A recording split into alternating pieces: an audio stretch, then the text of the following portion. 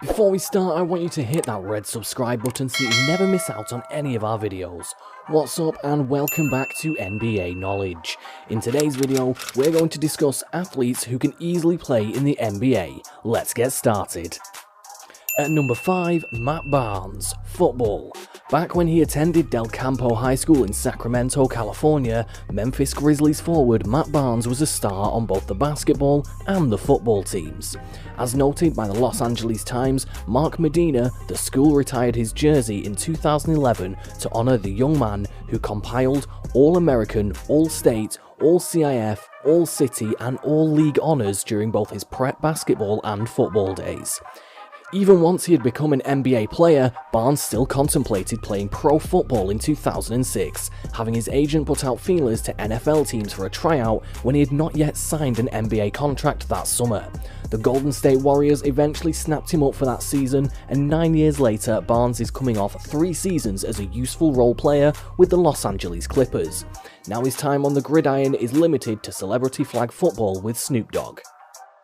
Coming in at number 4, it's Pat Connaughton, baseball. Another 2015 NBA draftee comes at least partly from a baseball background, but his talents on the pitching mound are perhaps too strong for his current NBA team's liking.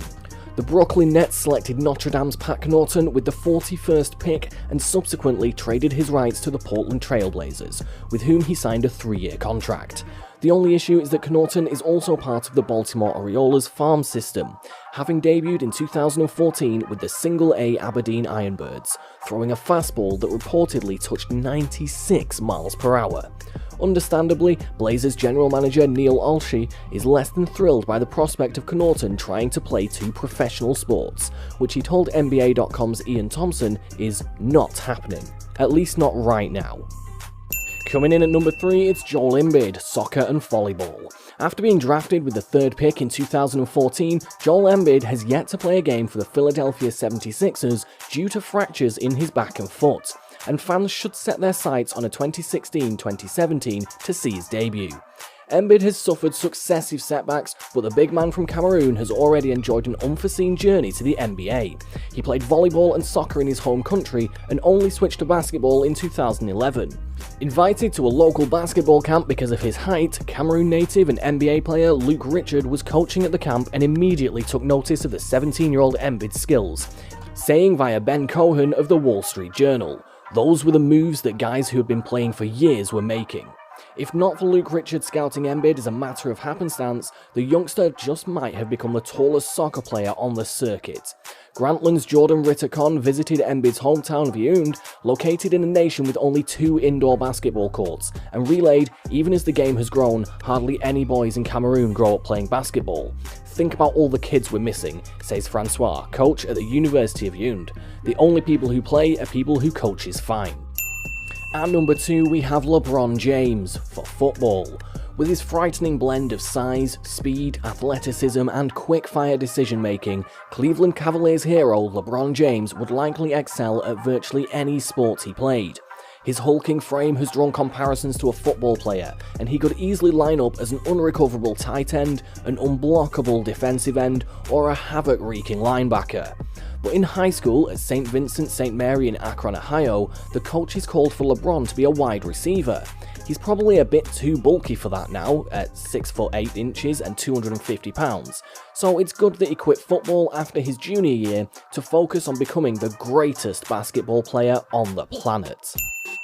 And coming in at number 1, it's Kevin Durant, flag or football. Oklahoma City Thunder superstar and former MVP Kevin Durant may have suffered the curse of the based god, but he's likely to break out of the funk if he can rehab his foot.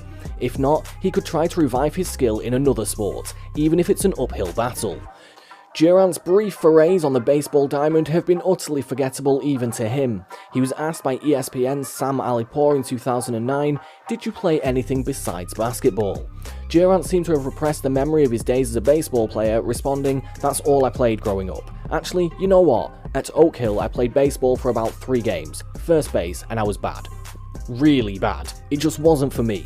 I wanted to try something new for once, but it wasn't for me at all. Seriously, I think I struck out every time I went to bat."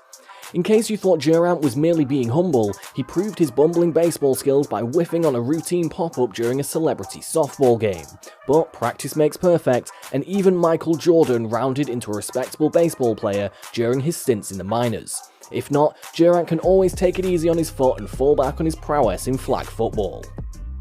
This brings us to the end of the video. I hope you enjoyed it. Hit like if you did, and don't forget to subscribe to our channel so that you don't miss any of our videos in the future. Also, watch the 2 videos that are on your screen right now because I'm sure you'll love them. With that, I'll see you next time.